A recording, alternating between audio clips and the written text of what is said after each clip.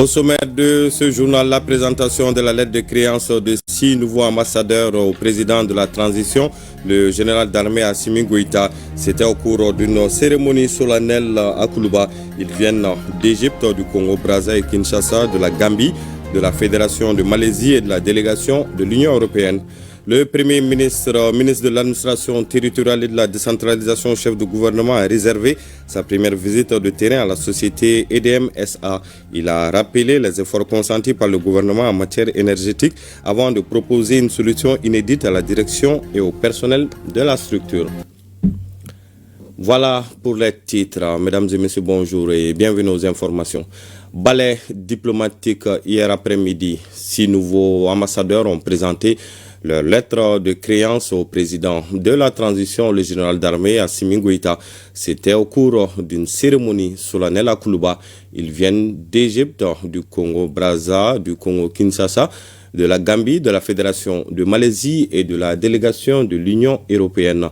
Tous s'engagent à œuvrer pour le renforcement de la coopération et des liens d'amitié avec le Mali. Voyons d'abord le parcours des ambassadeurs de la Fédération de Malaisie, de la Gambie et de la République démocratique du Congo avec Nyanya Aliou Traoré. Le cérémonial est humiliable. Il est à l'honneur de 3 nouveaux ambassadeurs. Ils nous viennent de la Malaisie, de la Gambie et de la République démocratique du Congo.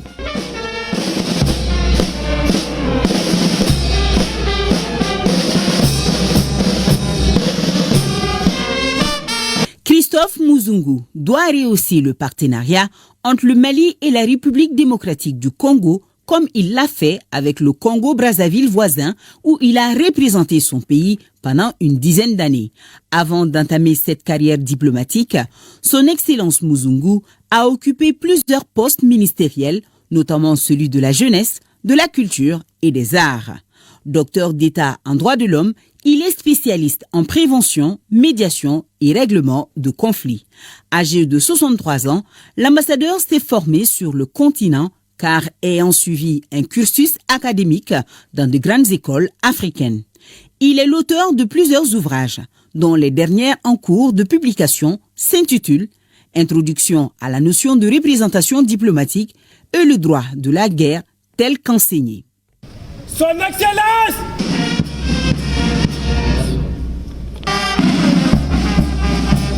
I have the honor to present. Son Excellence Adrama M. Sidibé nous vient de la République de Gambie. Il compte dynamiser les relations d'amitié existantes entre nos deux pays. Il le peut de par son expérience dans les domaines des investissements et des levées de fonds. Ancien ministre gambien des Sports, l'ambassadeur Sidibé est comptable de formation. Il a travaillé dans des organisations telles que SOS Children Village et Tango. Né en 1957, le nouvel ambassadeur de la République de Gambie près la République du Mali aura pour résidence Dakar au Sénégal.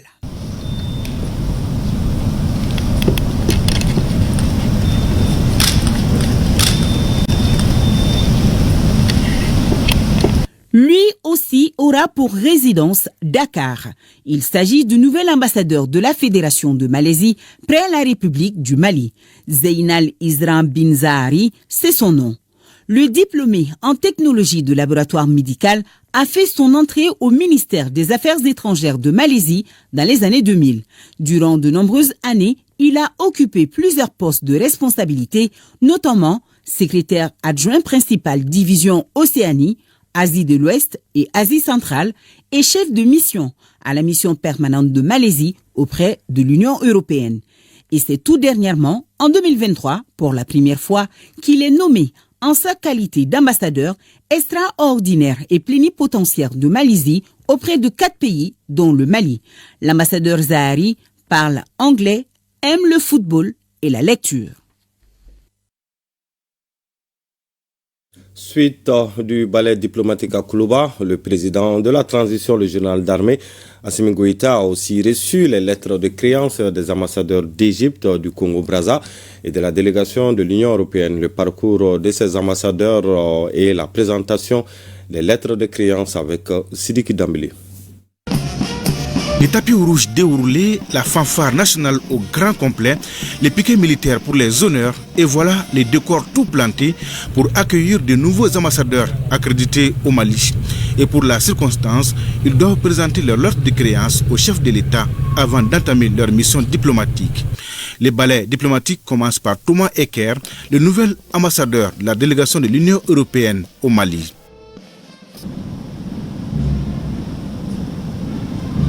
Monsieur le Président de la Transition, j'ai l'honneur de remettre à votre Excellence, en même temps que les lettres de rappel de mon prédécesseur, celles par lesquelles le Président du Conseil européen, Charles Michel, et la Présidente de la Commission, Ursula von der Leyen, m'accréditent auprès de vous en qualité d'ambassadeur extraordinaire et plénipotentiaire. Diplomate de carrière, Thomas Ecker était jusqu'à sa nomination le mois dernier en poste à Alger comme représentant de l'Union européenne. Mais avant, il a longtemps travaillé au siège de la Commission de l'Union européenne en tant que conseiller et chef de mission. Il a aussi représenté son pays, l'Allemagne, dans plusieurs États européens comme chef de la diplomatie. Au Mali, il travaillera à renforcer les partenariats avec l'Union européenne dans plusieurs secteurs de développement.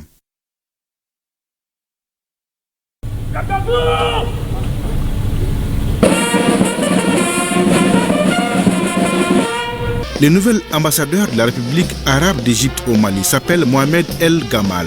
Il a fait des études en sciences politiques, diplomatie et relations internationales dans des universités de Caire et de Madrid.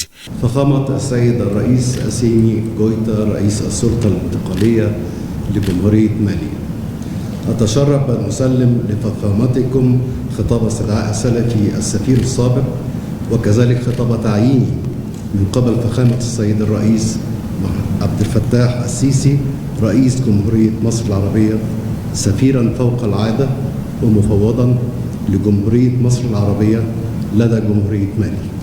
Diplomate bon teint depuis 2002, il a occupé plusieurs postes de responsabilité dans son pays et dans la représentation diplomatique de Colombie et d'Espagne. Il dit poursuivre l'œuvre de son prédécesseur, à savoir booster la coopération bilatérale au profit des peuples égyptiens et maliens.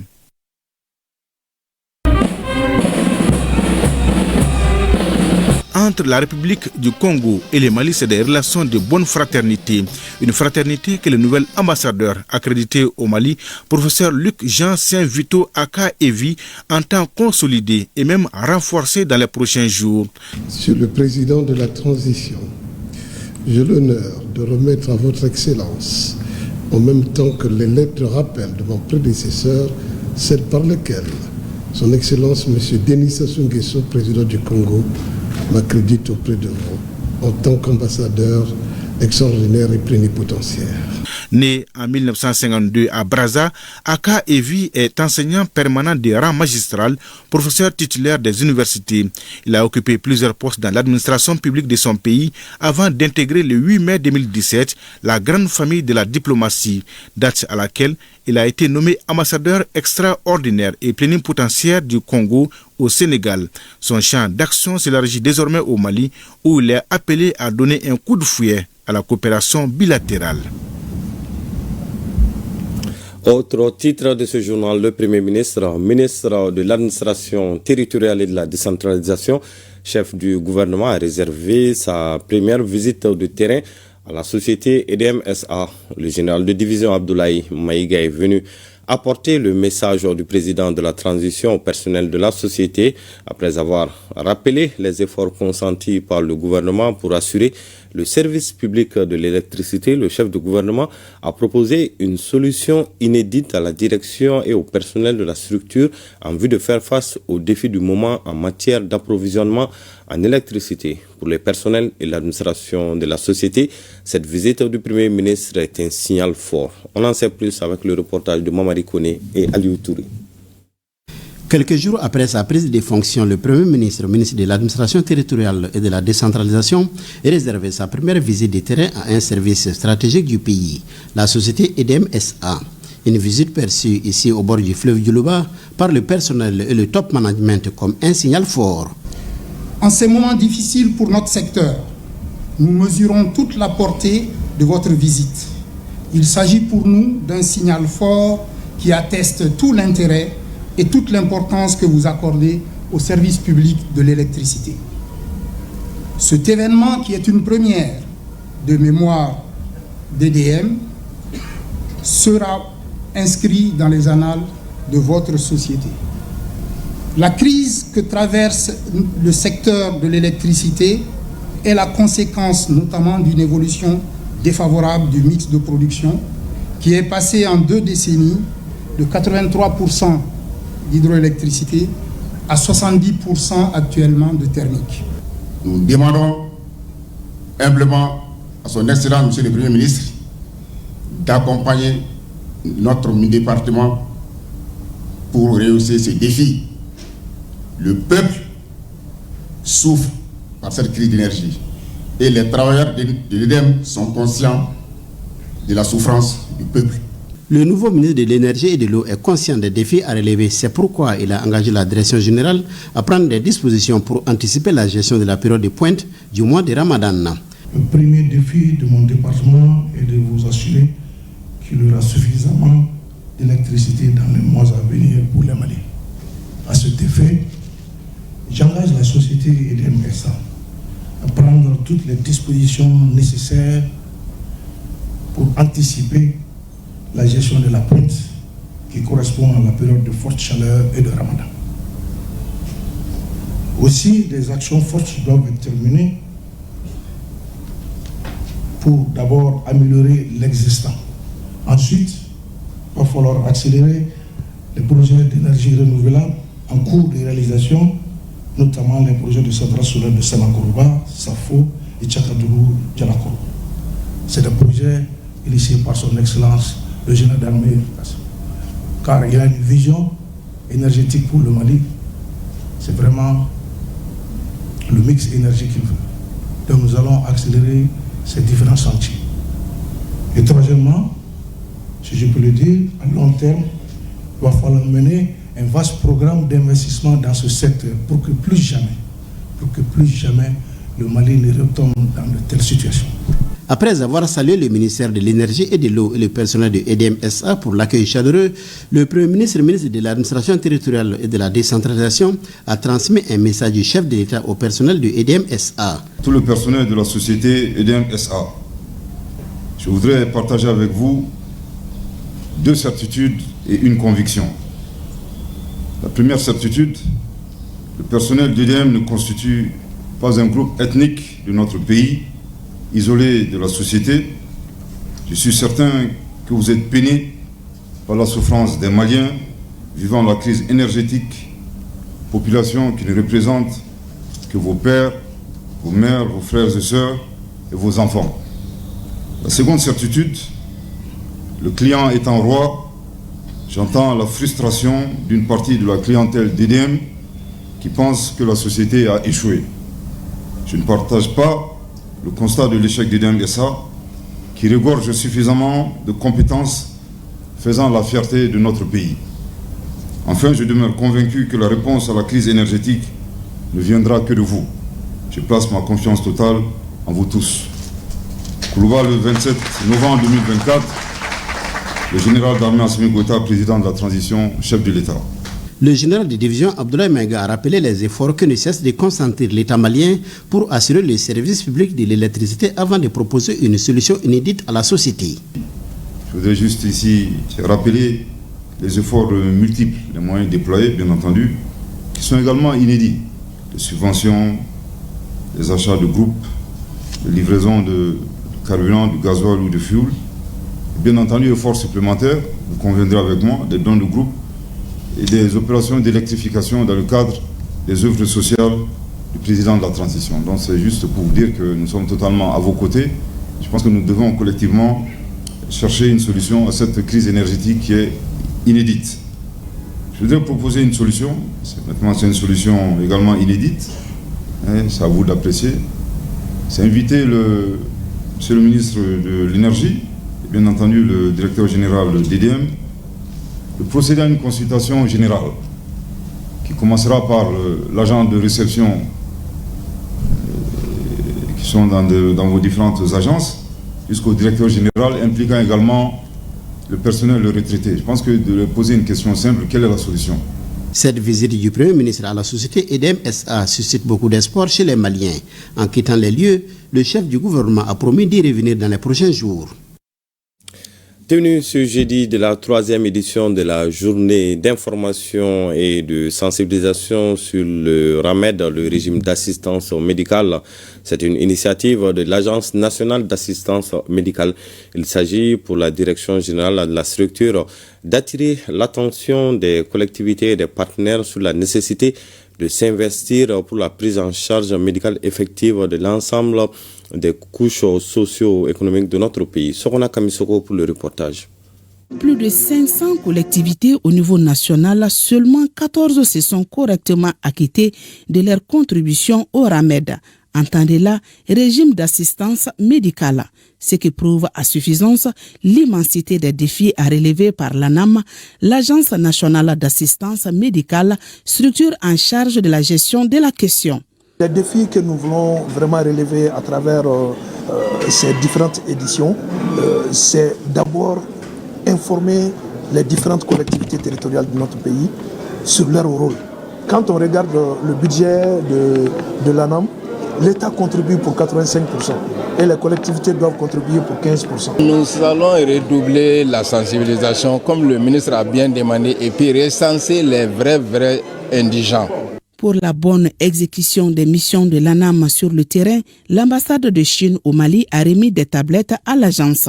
La coopération avec ANAM à travers le RAMED s'inscrit dans le cadre du partenariat stratégique sino-malien et constitue une nouvelle action de la coopération substantielle entre la partie chinoise et le gouvernement malien. J'espère que ce don modeste des tablettes offertes par l'ambassade de Chine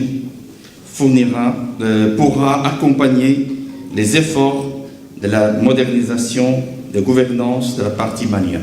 RAMED. Au cours de ces 3 années de mise en œuvre, près de 4 millions de personnes ont été immatriculées, parmi lesquelles environ 500 000 personnes ont bénéficié de prise en charge médicale totale, y compris des blessés de guerre. Le RAMED est bien plus qu'un simple dispositif d'assistance médicale. Il constitue un pilier fondamental de notre politique nationale de protection sociale. Son succès est tributaire de notre volonté collective de le soutenir et de l'améliorer. Il me paraît donc impératif de renforcer les mécanismes de financement du RAMED par l'État et les collectivités territoriales. Et le ministre-colonel Assaba Diallo d'ajouter que le RAMED constitue aujourd'hui une pierre angulaire dans la lutte pour une société plus juste et équitable. Et reconnaissance du mérite, les 14 collectivités ayant payé toutes leurs contributions se sont vues décerner des attestations. La consommation de la drogue est un problème de société majeur. Selon les statistiques de l'OCS, l'Office central des stupéfiants, près de 75% des jeunes s'y adonnent, dont 25% sont des filles. Face à la situation, les autorités viennent d'initier une vaste campagne de sensibilisation qui sera pilotée par le département en charge de la jeunesse. Le lancement a été fait ce jeudi sur la promenade des Angevins à Bagadji, en commune 2 du district de Bamako. Le point avec Tiamoko Konati. Prestations artistiques en chant et en sketch mettant en lumière les effets de la drogue. Des effets un peu plus néfastes, hypothéquant l'avenir des consommateurs et par ricochet la sécurité et le développement économique et social du pays. Conséquences en dépit desquelles nombreux sont les jeunes dans ce plongeon qui peinent à s'affranchir. Les statistiques révèlent près de 75%, dont 25% sont des filles. La drogue est devenue la principale force motrice de la plupart des jeunes maliens. Ce mésusage demeure la cause de nombreux troubles mentaux, d'accidents de la circulation, de meurtres, voire de suicides. L'heure est grave et il urge d'agir. Agir pour faire de la consommation de la drogue au Mali un mauvais souvenir. D'où cette campagne de sensibilisation à l'endroit de la jeunesse. Une initiative gouvernementale destinée à étayer les actions de l'Office central des stupéfiants. La création en 2010 de l'Office central des stupéfiants OCS, qui est une structure du ministère de la Sécurité et de la Protection civile, chargée de réprimer le trafic et de prévenir la consommation de drogue. Pour le lancement de cette campagne, c'est la promenade des Angevins à Bagadaji en commune 2 du district de Bamako qui a été choisie. Un choix qui se justifie eu égard à la proportion inquiétante de la consommation dans le secteur. Dans le cadre de la recherche de solutions idoines que les plus hautes autorités du pays, et en tête le général d'armée Assimi Goïta, président de la transition, chef de l'État, nous a instruit de prendre les mesures utiles et nécessaires pour redresser cette pente vers laquelle se dirige notre espoir qu'est la jeunesse. Pour faire de cette campagne à dimension nationale une réussite, le ministre Fomba sollicite l'implication de tous, notamment la jeunesse. Jeunesse qui, à travers le président du conseil régional du district de Bamako, réitère son adhésion. Non à la drogue! Non à la drogue! C'est sur cette belle initiative que prend fin ce journal. Merci de l'avoir suivi et bonne suite de programme sur ORTM1.